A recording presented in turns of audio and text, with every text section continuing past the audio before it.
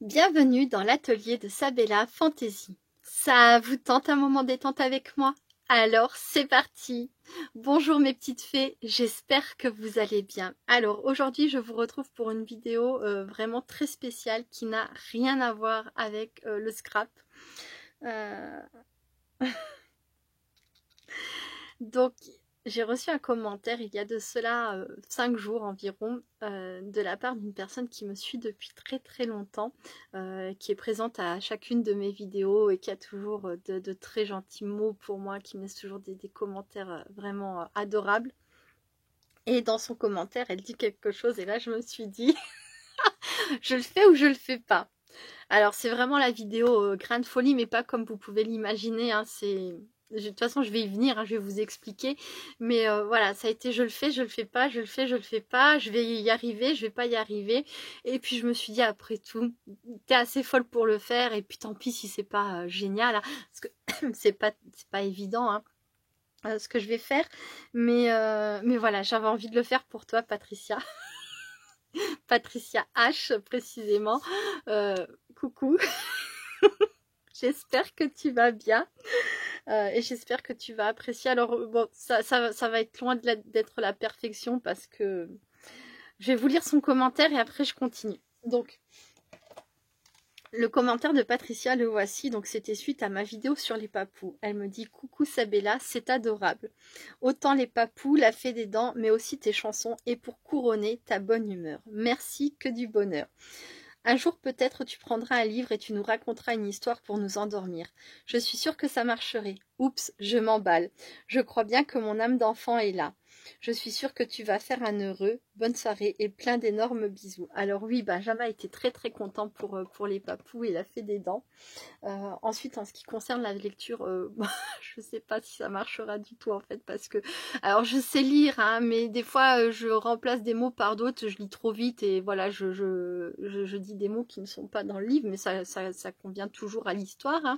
Ou des fois aussi j'ai des petits ratages, des petits bugs, mais voilà, bon, j'ai fait de la lecture et je fais encore de la lecture à Benjamin, mais voilà, à mes enfants, ça leur a jamais posé de problème parce que ce sont des enfants.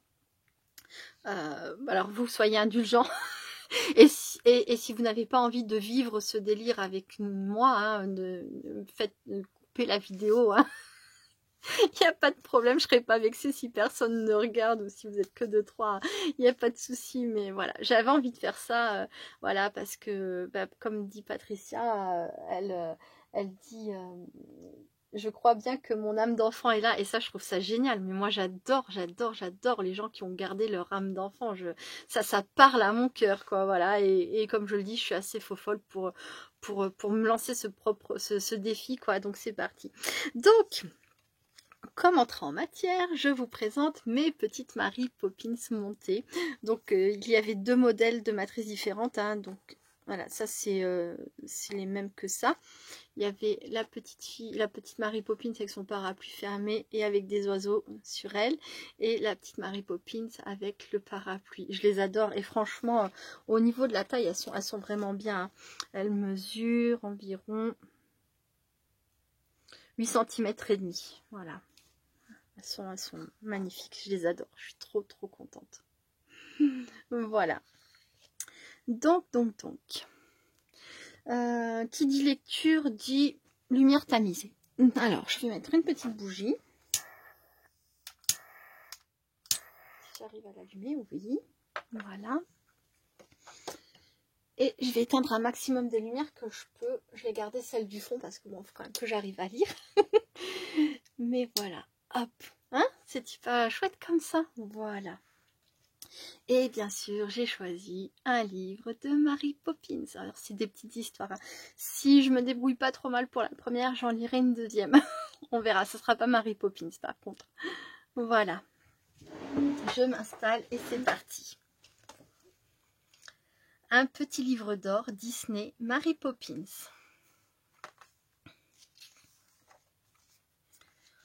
Le jour se lève sur l'allée des cerisiers. L'amiral Boom vient de tirer son célèbre coup de canon pour bien démarrer la journée. Mademoiselle Lark, qui habite dans la plus grande maison de la rue, envoie son chien Andrew faire sa promenade matinale.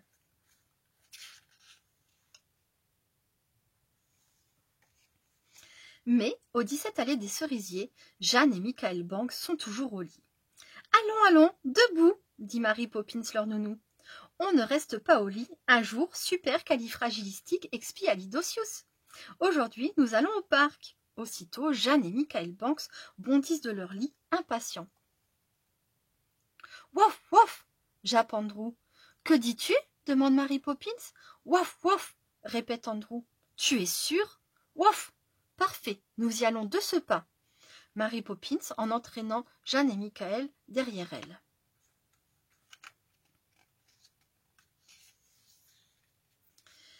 Finalement, nous n'allons pas au parc, les prévient Mary Poppins. Ensemble, ils traversent des ruelles pour arriver devant une petite maison. La nounou frappe à la porte avec son parapluie. Toc, toc, toc. C'est Berthe, l'amie de Mary Poppins, qui leur ouvre. « Comment va-t-il » demande aussitôt Mary Poppins. « Je ne l'ai jamais vu comme ça » répond Berthe dépitée. Au milieu de la pièce, une table est dressée pour le thé. « Mary Poppins, quelle bonne surprise !» tonne une voix venue de nulle part.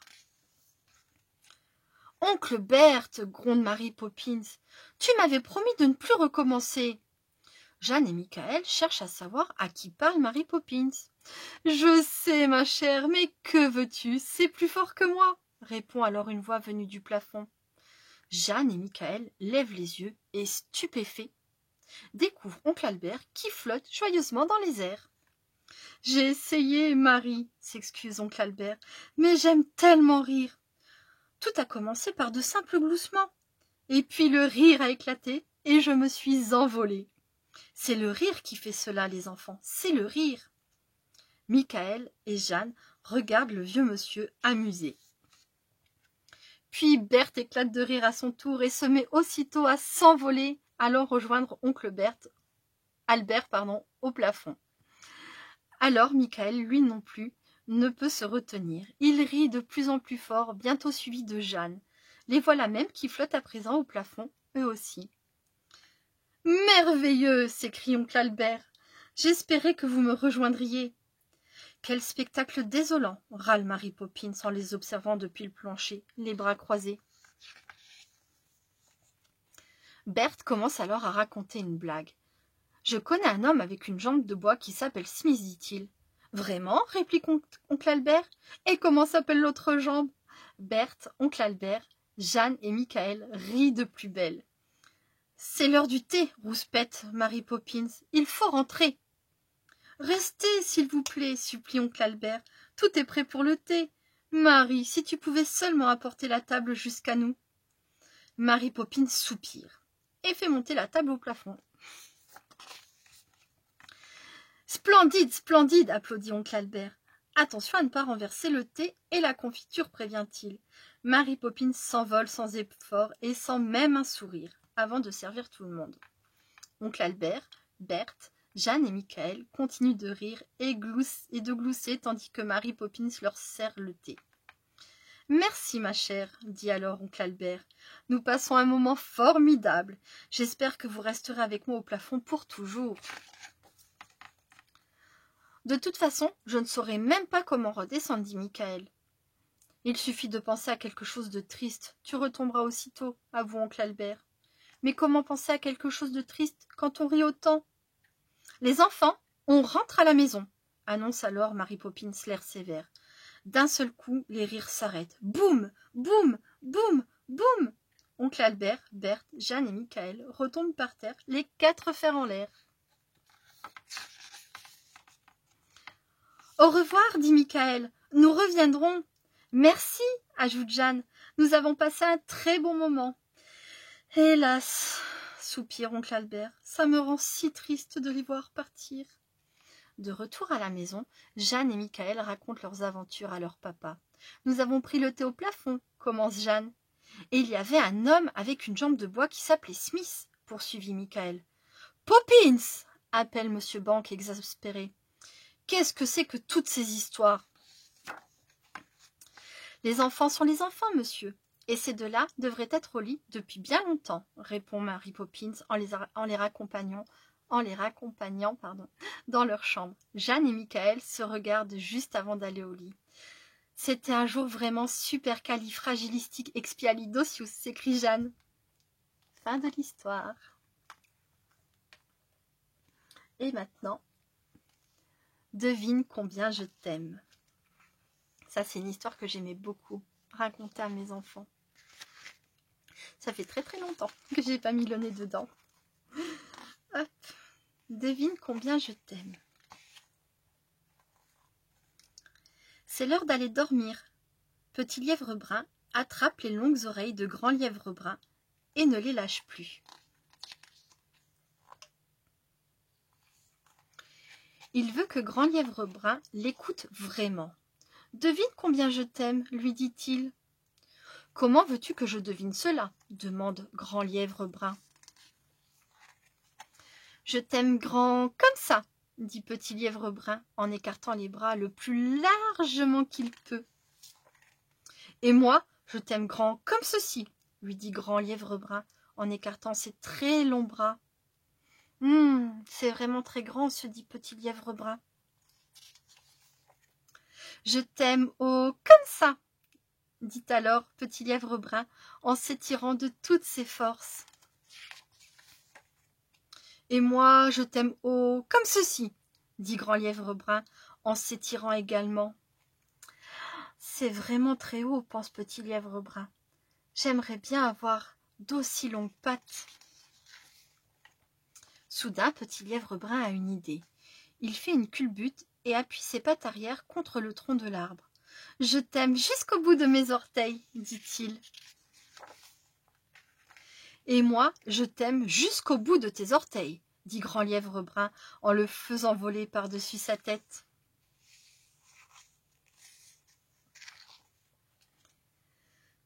« Je t'aime aussi haut que je peux sauter, dit petit lièvre brun. Et il fait 1 bond, 2 bonds, 3 bonds. Et moi, je t'aime aussi haut que je peux sauter, dit grand lièvre brun. Et il bondit si haut que ses oreilles touchent la branche de l'arbre. Oh, quel grand saut, se dit petit lièvre brun. J'aimerais bien pouvoir sauter aussi haut que ça.